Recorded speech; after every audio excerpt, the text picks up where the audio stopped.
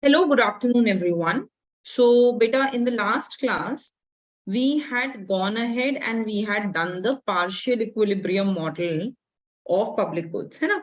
We discussed how public goods act, how private goods act, and we also talked a bit about how equilibrium is reached in the economy. Let me just quickly open that up.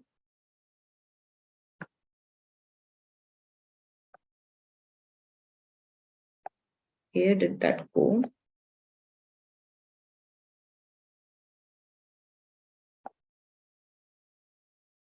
Okay, I'll have to look out for that page where I had written it, but we had gone ahead and we had shown the partial equilibrium model of our public versus private goods. Today, beta, I want to go one step ahead and I want to talk about the general equilibrium model of public versus private good, right? So today's aim is very simple. Let us go ahead and start by writing general equilibrium model of public goods. Okay, beta, let's start. So in order to understand this thing, you have to understand a bit of, what is the concept of Pareto efficiency a bit, huh? So ye bhi abhi hum beech mein hi, I will discuss it with you. Although we have done this in microeconomics, but still I want to go ahead and I want to discuss the concept of Pareto efficiency also with you. Okay. So now, please understand that when I talk about Pareto efficiency, but abhi likhna nahi hai, I will make you write. Pehle samajh lo. When I talk about Pareto efficiency, what does this mean? It means that you cannot make one individual better off without making the other individual worse off. Agar aap ek individual ko better off karne ke liye, the only way possible is to make the other individual worse off, then it is called Pareto efficient point. है ना? ये हमने microeconomics में किया है. अच्छा, what is Pareto improvement?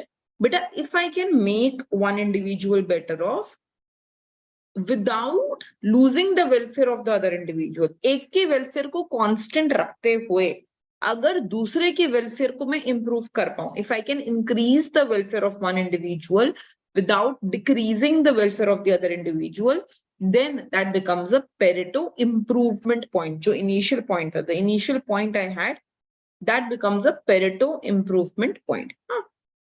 So now what we want to do today is this general equilibrium model, and this was first developed by Samuelson, okay? And what he did is he went ahead and he gave how we can find this Pareto efficient point in the economy.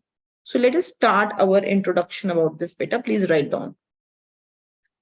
The efficiency conditions for public-private goods.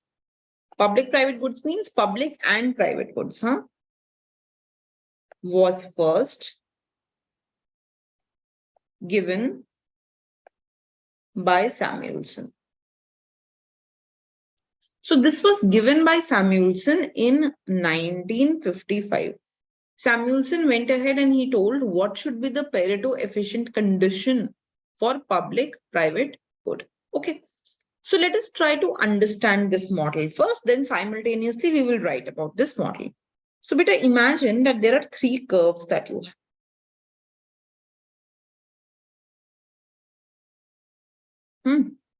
This is called your TT curve. Okay, beta. TT curve stands for the transformation curve of a particular economy. A transformation curve tells us how we will trade off between a public and a private good. So here I am taking QX. QX represents the amount of private good in the economy. right beta? And QT, beta, it represents the amount of public good in the economy.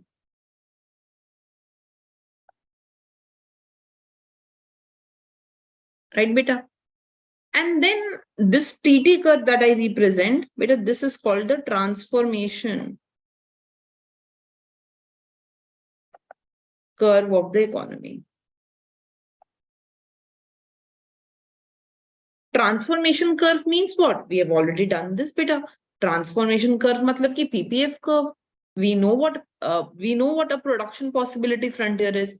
So a production possibility frontier tells us that when I move from one point to another, how much of one good economy has to give up to produce the other good. So for example, when I move from point A to point B, I am giving up on the private good and I am increasing the consumption of the public good. This is my public good. Okay, beta. So when I go from A to B, I am giving up this much private good and I'm increasing this much public good. So the transformation curve is helping me understand this. It is telling me how much of the public good or of the private good I have to give up to produce a unit of the public good. So please write down. एक बारी TT curve के बारे में write this down, but write it on the right hand side. Here I have to make 3 diagrams. Or what you can do is just leave some space here for diagram number 2. For diagram number 3, and here you can start writing. So please write down that the TT curve is called the transformation curve.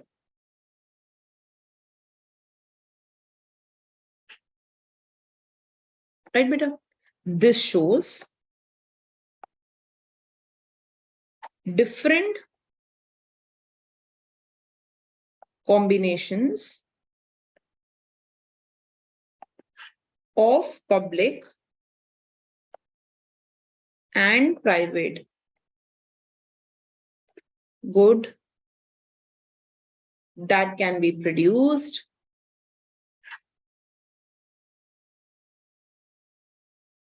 in an economy using given resources.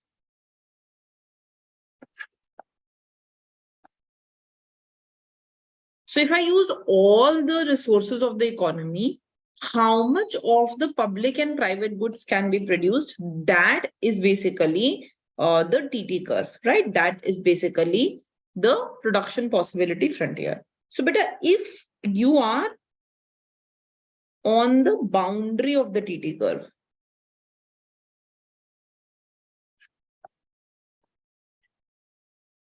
that means your economy is producing efficiently. So understand that if you are on the TT curve, if I am here somewhere, here, this point, this point, this point, then I am producing efficiently. But if I am inside the TT curve, here, here, here, here, here, here, that means my economy is not efficient. I am inefficient in my economy. Okay, beta? Then, next thing that you have to understand is that how should the question that I'm asking is, how should I be allocating the resources? What combination of public-private good should I be producing? Okay, I want to be on the TT curve, but should I be on point A? Should I be on point B? Should I be on point C? At which point of this TT curve should I be present? That is the next question that I want to go ahead and ask. I hope this is clear to you. Okay, beta. So up the important question that arises is, how should I have limited resources? But how should I be allocating these limited resources between public and private good? That's my next question. But before that, you please understand that the slope of this TT curve is called MRT. But MRT stands for marginal rate of transformation. But what is marginal rate of transformation? The rate at which you are giving up private good to consume public good. कितना private good दे रहे हो एक extra public good produce करने के लिए economy में, that is called marginal rate of transformation. So it is the amount of private good given up to produce an additional unit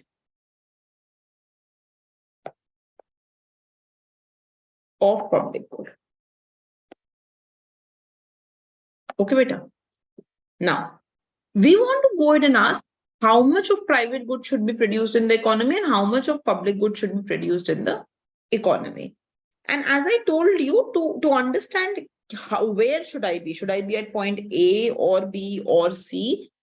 I want to go ahead and I want to find out the point which will be Pareto efficient for the economy. So beta, here we want to define what Pareto efficiency is. How did I define Pareto efficiency? Ma'am, Pareto efficiency is that point on the economy where it is impossible to make an individual better off without making the other worse off. अगर एक को better off करने के लिए, अगर एक को और ज्यादा यूटिलिटी प्रोवाइड करने के लिए दूसरे की यूटिलिटी को कम करना पड़े, दूसरे के वेलफेयर को कम करना पड़े, सिर्फ तब वो पॉइंट पेरेटो एफिशिएंट पॉइंट होता है, राइट बेटा? So what is Pareto efficiency? How can I define it? I can define it as follows, that if in order, or define it in a more formal way, write down Pareto efficiency or Pareto optimality requires that the economy operates at a point at which it is impossible to make one individual better off without making other individual worse off. So if I cannot make any individual better off without making other worse off, it is called Pareto optimality. Now this general model that is given by Samuelson, he focused on Pareto optimality. He requires that whatever equilibrium we find out, it should be a Pareto optimal equilibrium. So now I want to come to, so you can name this as figure 1. Now I want to plot figure 2. ये तीनों एक साथ plot होते हैं, only then you find the general equilibrium condition. Okay. So in this figure 2, what I'm going ahead and doing, ma'am, I am going ahead and I am making an indifference curve of individual A. Okay, beta. So indifference curve of individual A. I am making another indifference curve of individual A. I am making another indifference curve of individual A. So what is a combination of indifference curves called? Indifference map. So what I'm going ahead and what I'm doing in this case is that, but I am going ahead and I am making something